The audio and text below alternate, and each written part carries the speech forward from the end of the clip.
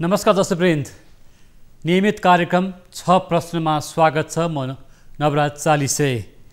आजको 6 प्रश्नमा सरकारले यस वर्ष पनि पुँजीगत खर्च गर्न सकेको छैन। असार मसान्त आउने लाग्दा पनि सरकारको विकास खर्च हुन सकेको छैन। विकास खर्चको अवस्था निराशाजनक रहेको छ। किन असारे विकास हरेक वर्ष हुने गर्छ, यो वर्ष पनि असारमा जहीँ विकास गरेको देखिन्छ। त्यसैगरी सरकारले बजेटमा व्यवस्था गरेका विकास कार्यक्रमहरूमा किन खर्च गर्न सक्दैन?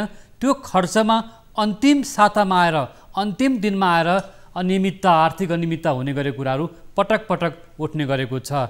र त्यसैगरी नेपाल राष्ट्र ब्याङ्कले आगामी आर्थिक वर्षको मौद्रिक नीतिको तयारी गरिरहेको छ। ब्याङ्क वित्तीय संस्थाहरूले यतिखेर ब्याङ्कको ब्याज किस्ता कसरी बुझाउन सकिन्छ भन्ने विषयमा ऋणीहरूसँग पनि छलफल गरेको अवस्था छ। त्यसै उद्योगिक व्यवसायहरूले यति बेला किस्ता र ब्याज बुझाउन निकै हम्मे परेको अवस्था छ।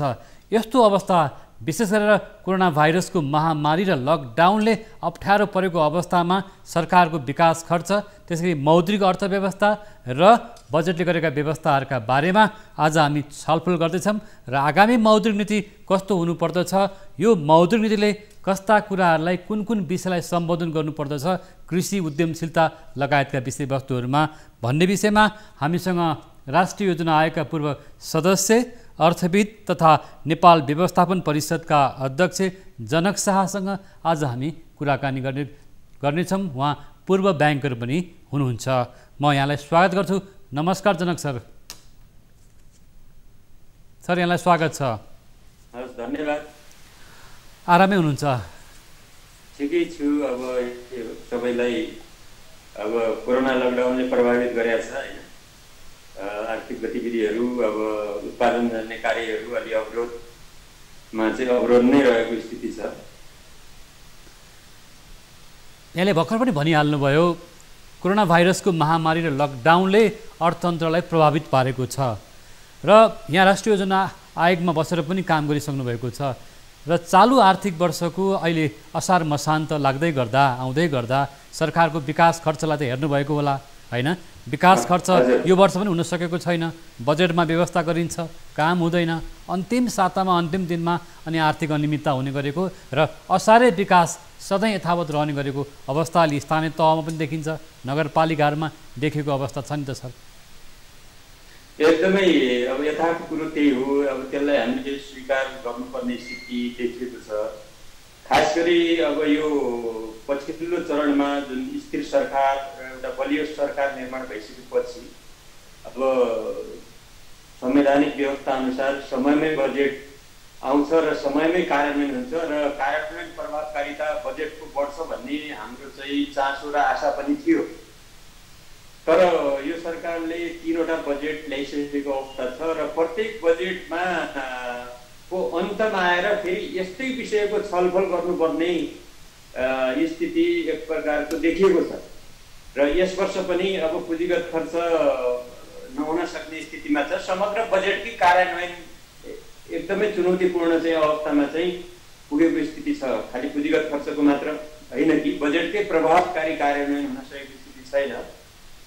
हुन त अब पछिल्लो समयमा यो कोभिड-19 को कारणले प्रभावित भयो भन्ने कुरो पनि छ, तर त्यतिमा मात्र चित्त बुझाउन सकिने स्थिति छैन। किनभने 9 महिनाको सिनारियो हेर्दाखेरि पनि तपाईँले भन्नुभयो जस्तै पुँजीगत खर्चको कार्यान्वयनको पाटो भनेको एकदमै अब दुर्दशापूर्ण थियो हैन। र पछिल्लो चैतपछि मात्रै प्रत्यक्ष रूपमा चाहिँ लकडाउन भइसकेपछि केही विकास निर्माण र सरकारको बजेटरी संयन्त्र अलिकति प्रभावित भएको हुन सक्छ पछिल्ला 3-4 महिनाहरूमा, 3 महिनामा। तर 9 महिना 8-9 महिनाको सिनारियोमा त यो सरकारले प्रभावकारी रूपमा काम गर्न सक्नु पर्थ्यो बजेटको कार्यान्वयनको सन्दर्भमा।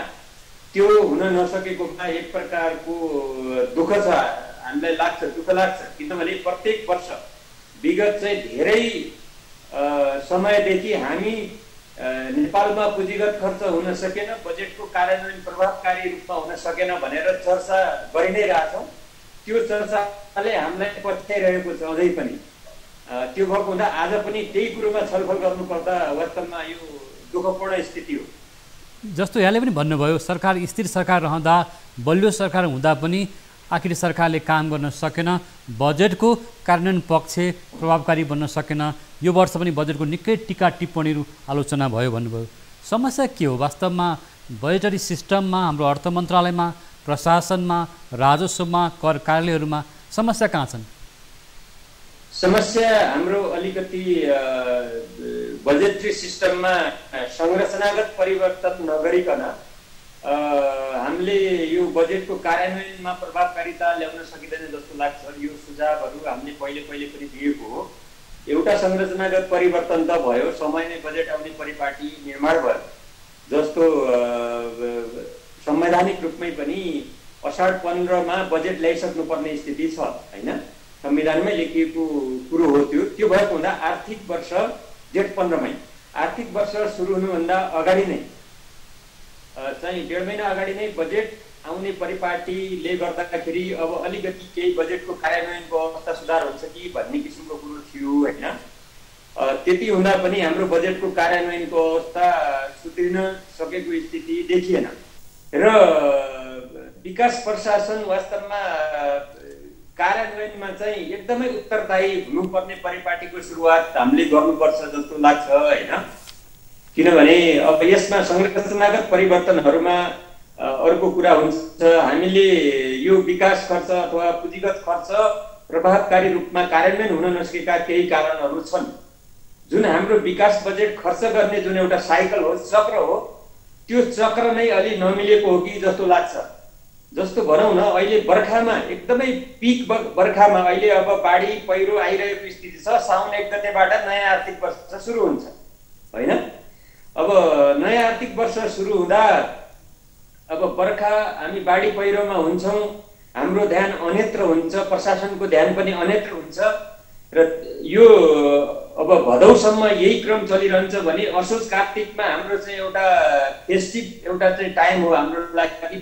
दसैँ तिहार छठ आदि इत्यादि जस्ता पर्वहरूले हामीलाई प्रभावित गरेको हुन्छ भने अनि एकैचोटि आएर पुष माघबाट चाहिँ अनि चाहिँ हाम्रा विकास निर्माणका प्रक्रियाहरू, टेन्डर प्रक्रियाहरू को कार्ययोजना बन्ने र अनि चाहिँ माघ फागुनमा आएर चाहिँ टेन्डर हुने जुन प्रवृत्ति, जुन यो विकास चक्र देखिएको छ, यसलाई परिवर्तन गर्नुपर्ने हुन्छ कि यो परिवर्तन नगर्दासम्म एउटा यसमा पनि संरचनागत परिवर्तन चाहियो भने अर्को हाम्रा नीति नियमहरू जुन छन् तिनमा पनि चाहिँ अलिकति एक्सपेडाइट हुने किसिमबाट विकास निर्माणका कामहरू र विकास निर्माणमा खट्ने अथवा जिम्मेवार जुन अथोरिटीहरू तिनीहरूलाई चाहिँ उत्तरदायी बनाउनु पर्ने। जस्तो कुनै मन्त्रालयले आफूलाई बजेट बनाउने क्रममा चाहिँ म्याक्सिमम बजेट राख्नु पर्यो भनेर दौडधुप गर्ने हैन, मन्त्रीहरू पनि त्यसै गरी दौडधुप गर्ने र सम्बन्धित निकायका चाहिँ अथोरिटीहरू पनि त्यसरी दौडधुप गर्ने। बजेट बनाउने बेलामा एकदमै चाहिँ इन्फ्लेटेड बजेट बन्ने, महत्त्वाकांक्षी बजेट बन्ने, तर कार्यान्वयनको सन्दर्भमा चाहिँ उदासीन हुने र आफ्नो त्यहाँनिर भेस्टेड इन्ट्रेस्ट खोज्ने त्यो पदमा रहेका मान्छेहरू, ती अथोरिटीहरूले पनि। त्यो भएको हुँदा बजेटको कार्यान्वयन चाहिँ अलिकति जन उत्तरदायी भएन, जनताप्रति उत्तरदायी भएन। जस्तो सर, जस्तो बजेटमा लिएको लक्ष्य चाहिँ सचिव अथवा मन्त्री अथवा आयोजना प्रमुखलाई थाहा हुन्छ नि, यो कार्यक्रममा यो विकास निर्माण यति बजेट छुट्याइएको छ, यति समयभित्र पुरा गर्नुपर्छ, तर काम हुँदैन। के कारण? त्यसको उत्तरदायित्व लिनु पर्यो ती निकायहरूले, ती व्यक्तिहरूले लिनु पर्यो, ती पदहरूले लिनु पर्यो भन्ने हो कि। जस्तो अहिले पनि हामी देखिरहेको स्थानीय तहहरूमा पनि, नगरपालिकामा, गाउँपालिकामा पनि अहिले असार लागेपछि धमाधम चाहिँ काम भइरहेको छ। पिच गर्ने काम भएको होला अथवा ढल खन्ने काम भएको होला, अथवा अहिले चाहिँ पहाडमा पहिरो गइरहेको छ, डुबान चाहिँ मधेसमा डुबानको समस्या छ। हाम्रो विकासको काम गर्ने प्रवृत्तिले गर्दा नि कतिपय ठाउँमा त दुःख पाएको अवस्था छ जनताले।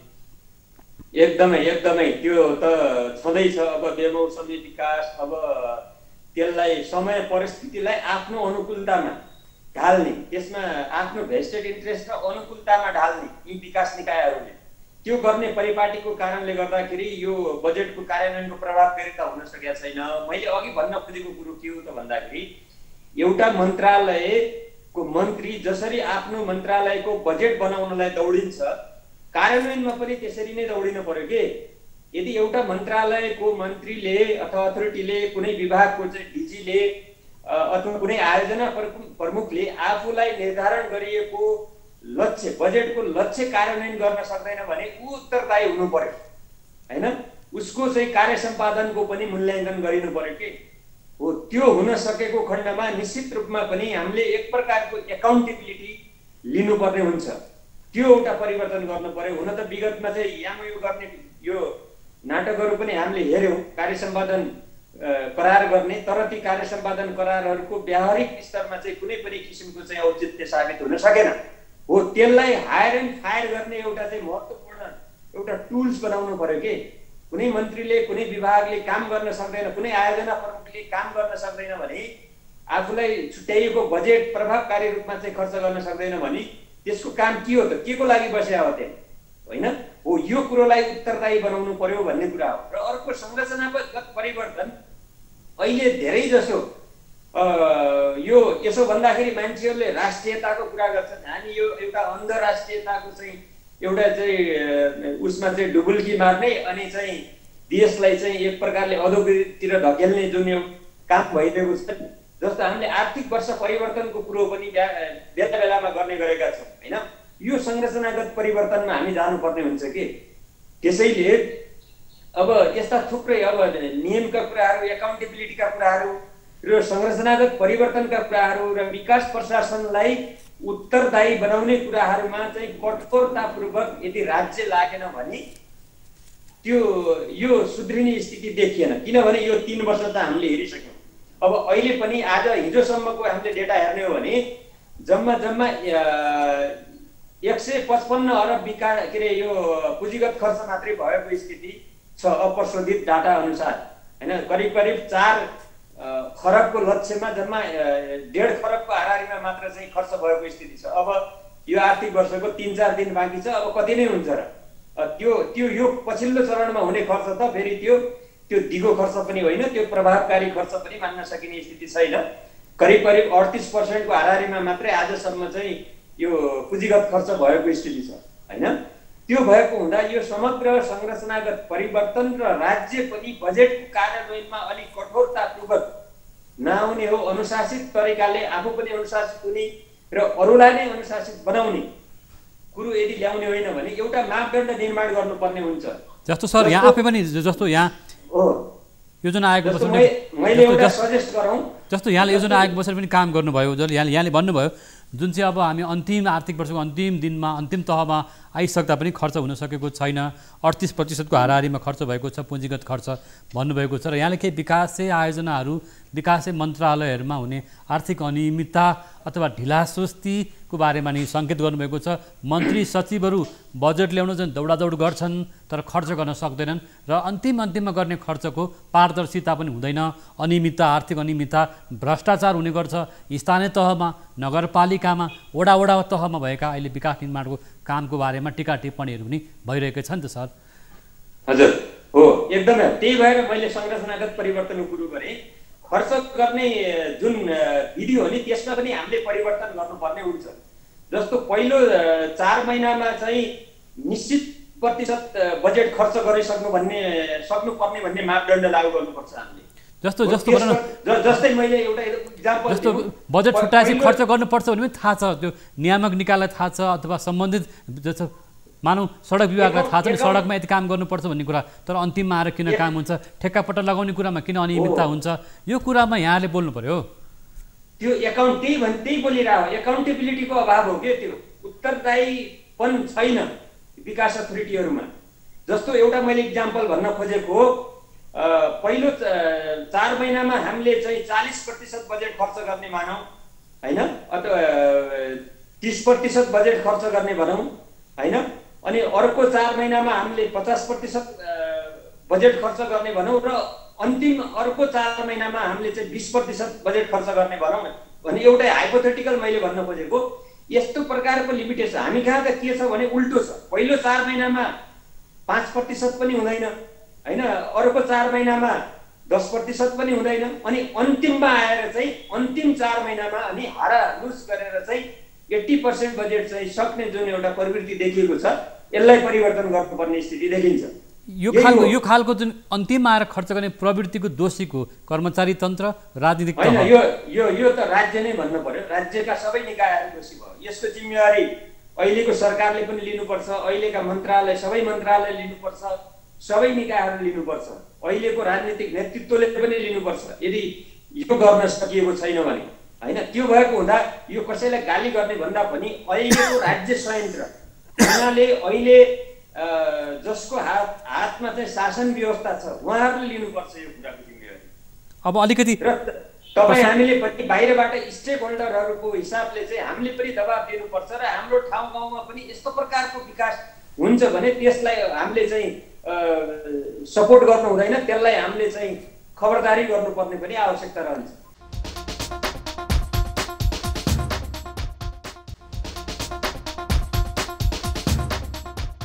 यहाँ आफै पनि ब्याङ्कर हुनुहुन्छ, लामो समय ब्याङ्क वित्तीय संस्थामा रहेर काम पनि गर्नुभयो र अहिले बजेटरी सिस्टमको बारेमा तपाईँले आलोचना टिका टिप्पणी गरिहाल्नुभयो र मौद्रिक नीति पनि आउँदैछ। अहिले भनौँ हरेक खालका उद्योगी व्यवसायी, साना मझौला, घरेलु सबै तहका लगानीकर्ता र हरेक खालका वर्ग चाहिँ अहिले ब्याङ्कको किस्ता र ब्याज बढाउनु, ब्याज कसरी बुझाउने भन्ने समस्यामा यो बेला रहेको अवस्था छ।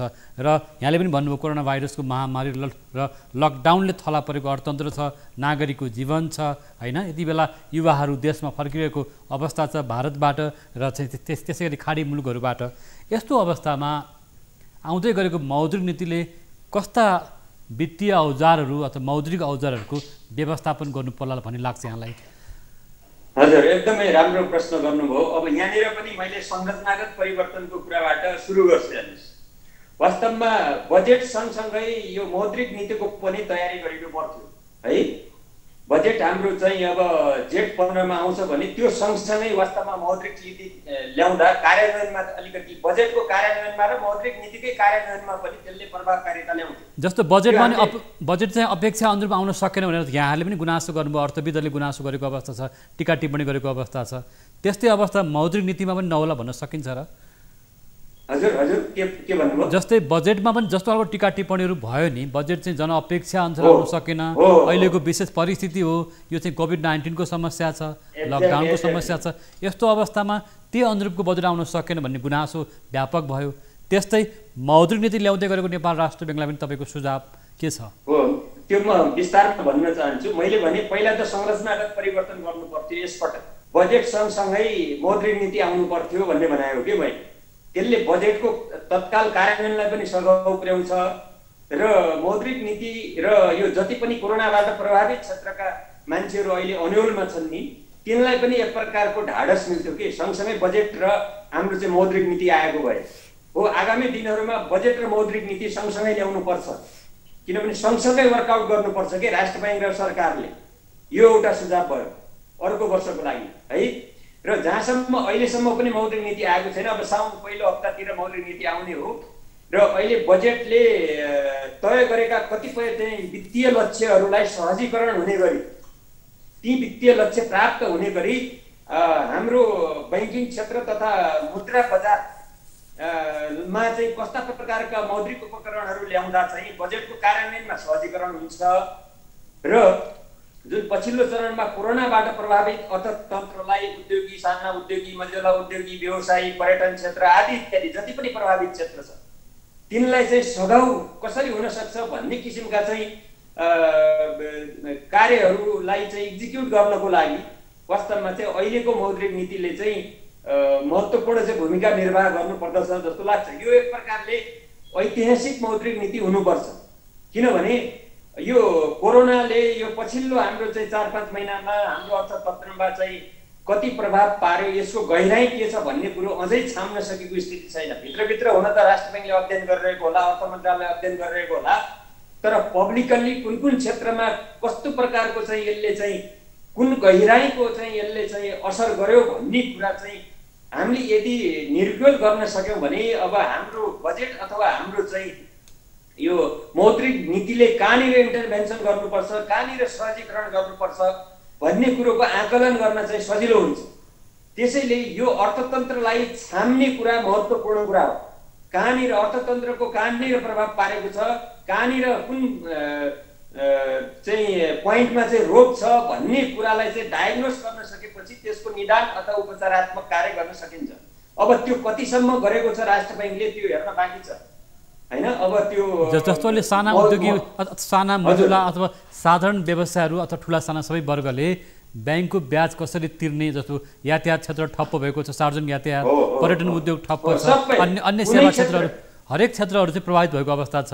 यस्तो अवस्थामा मौद्रिक प्याकेज अथवा नेपाल राष्ट्र ब्याङ्कले ल्याउन सक्यो भने अथवा त्यसलाई पुँजीकरण गर्ने हो कि ब्याजलाई अथवा किस्तालाई भन्ने पनि कुराहरू उठिरहेको छ नि त सर। हजुर हो, निश्चित रूपमा पनि अब राष्ट्र बैंकले अब वित्तीय नीतिमा त परिवर्तन गर्न सक्दैन, किनभने अलरेडी जस्तो मुद्रास्फीतिको रेट राज्यले सरकारले तय गरिसकेको छ। आर्थिक वृद्धिको दर पनि सरकारले यसलाई प्राप्त हुने गरी सहजीकरण हुने गरी र सरकारले वित्तीय नीतिमा उल्लेख गरेका जति पनि यो कोरोना प्रभावित पक्षहरूलाई चाहिँ एड्रेस गर्ने भनेर जुन जुन कार्यक्रम ल्याइएका छन् ती कार्यक्रमलाई सहजीकरण मुद्रा बजारमा हस्तक्षेप गरेर अथवा सहजीकरण गरेर ती कार्यक्रमहरूलाई कसरी प्रभावकारी रूपमा कार्यान्वयन गर्न सकिन्छ भन्नेतिर नै राष्ट्र बैंकको चाहिँ मौद्रिक नीति चाहिँ अहिले केन्द्रित हुनुपर्छ।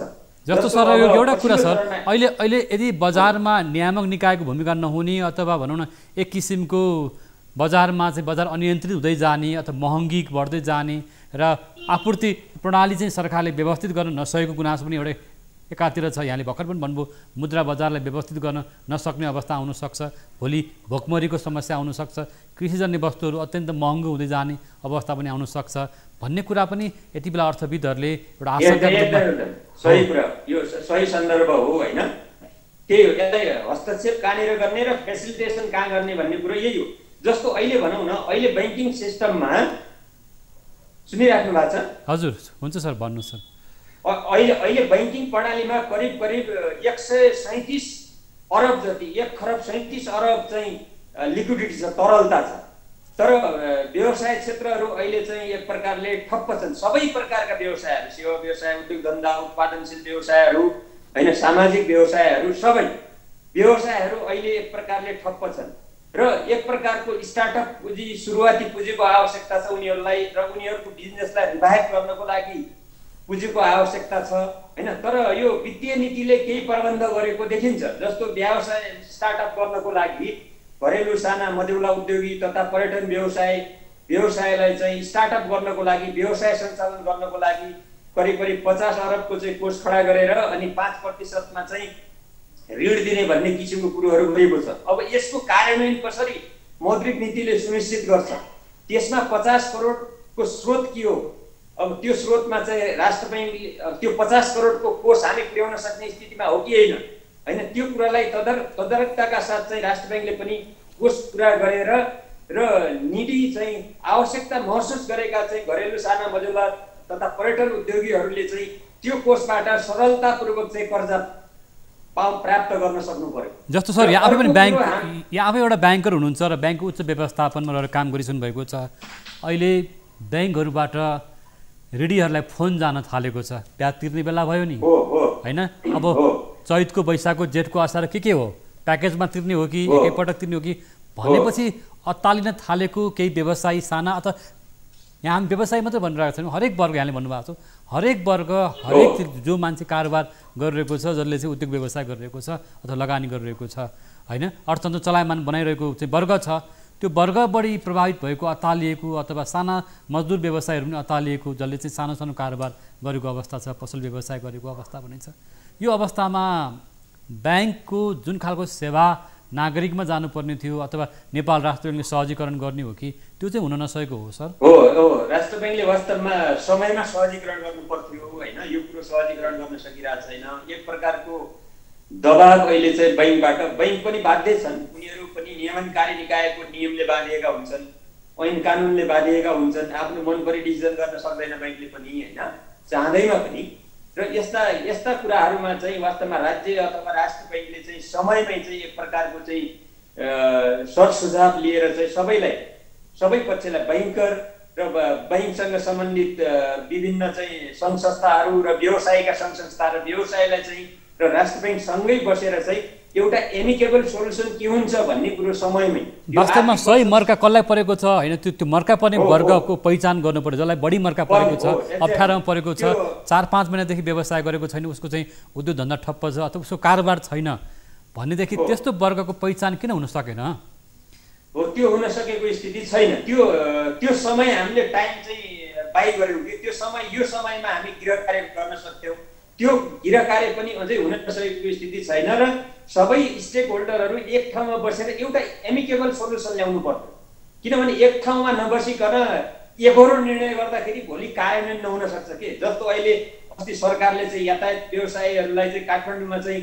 सहरी साधन चलाउने एकहोरो निर्णय गर्यो नि होइन यातायात व्यवसायीहरूले अहिले मानिरहेको स्थिति छैन होइन यस्तो स्थिति नआओस् कि कम्तीमा पनि स्टेक होल्डरहरूसँग बसेर के कुरा गर्दा चाहिँ हामी सबै सुरक्षित हुन्छौँ हामी अगाडि बढ्न सक्छौँ भन्ने सवालमा चाहिँ राज्य चाहिँ अलिक जिम्मेवार हुनुपर्छ र हाम्रा निकायहरू अलिक जिम्मेवार हुनुपर्छ मेरो अथोरिटी यो हो मैले यो भनेपछि तिमीहरूले मान्नुपर्छ भन्ने हिसाबले चाहिँ यदि गइयो भने त्यो कार्यान्वयन हुन सक्दैन र जस्तो अहिलेसम्मको चाहिँ हाम्रो चाहिँ सिकाइ पनि त्यही हो एकहोरो रूपमा गरिएका लादिएका निर्णयहरू कार्यान्वयन हुन सक्दैन यसमा स्टेक होल्डरहरूको सुझाव अब प्रभावित व्यवसायीहरूको सुझाव प्रभावित क्षेत्रको सुझाव चाहिँ वास्तवमा चाहिँ राष्ट्र ब्याङ्कले अहिले पनि लिनुपर्छ कम्तीमा पनि लिएको होला भन्ने हामीलाई विश्वास छ र ढिलै भए पनि अब यी सबै कुरालाई सम्बोधन हुने गरी वास्तवमा राष्ट्र ब्याङ्कले एउटा चाहिँ मौद्रिक पोलिसी मार्फत चाहिँ आफ्नो चाहिँ कार्यलाई चाहिँ अगाडि बढाउँछ जस्तो चाहिँ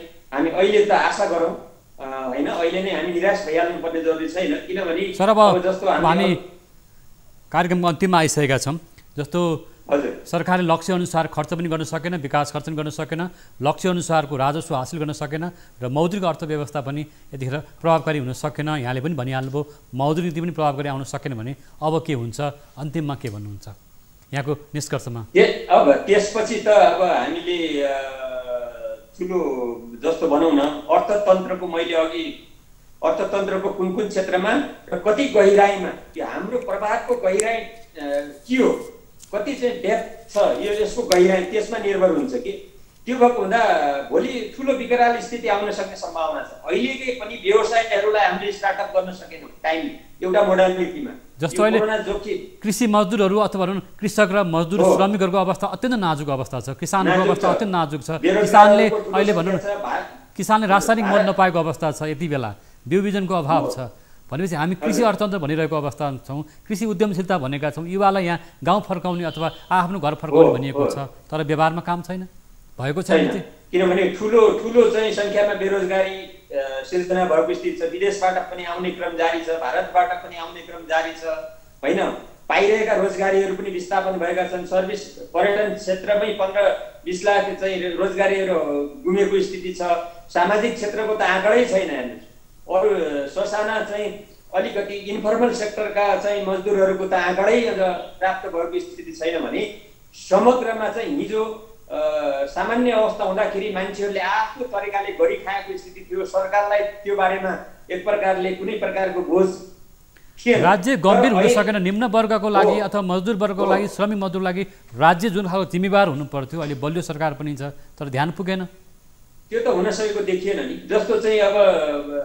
तत्कालीन राहतकै कुराहरूमा पनि आउन सकेको स्थिति देखिएन अब मजदुर वर्ग डे टु डे गरेर खाने वर्ग बिहान दिनभरि गर्ने बेलुका खाने वर्गको लागि त राज्यले र इभन सामाजिक सुरक्षा कोषमा चाहिँ र योगदान भएका वर्ग होइन मान्छेहरू र विदेश जाने मान्छेहरूले आफ्नो चाहिँ वैदेशिक रोजगारको चाहिँ एउटा कोषमा चाहिँ उनीहरूको कल्याणको लागि गरिएको कोषमा योगदान गर्ने मान्छेहरूले शुद्ध राहत पाएका छैन अहिले विदेशबाट आउने मान्छेहरूले दोहोर तेह्रो भाडा चाहिँ तिरेर आउनुपर्ने स्थिति छ भने हामीले राज्यको कोषमा योगदान गरेका चाहिँ मान्छेहरूले त राहत पाएका छैनन् भने अनौपचारिक क्षेत्रमा भएका र राज्यका चाहिँ विभिन्न क्रियाकलापबाट चाहिँ एक्सक्लुड भएका चाहिँ नागरिकहरूले त झन् राहत पाउने चाहिँ स्थिति देखिएन यो अहिलेसम्मको सिनारियो हेर्दाखेरि सर जनक सर यहाँले आफ्नो अनुभव विचार यति बेला राज्य जिम्मेवार हुन सकेन बजेटमा समस्या छ मौद्रिक नीति पनि त्यही अनुसारको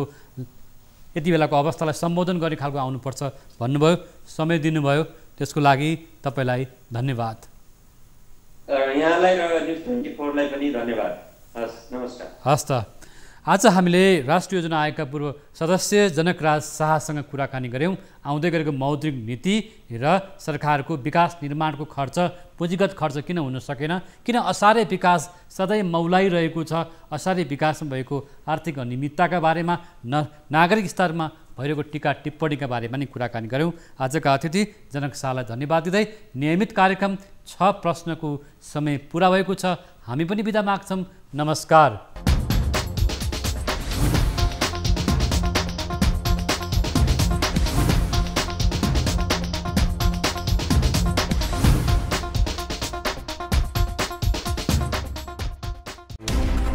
कोरोनाले सिर्जना गरेको सङ्कटमा पल पलका न्युज अपडेट र हर क्षेत्रको कभरेजका लागि न्युज 24 नेपाल युट्युब च्यानललाई सब्स्क्राइब गर्नुहोला।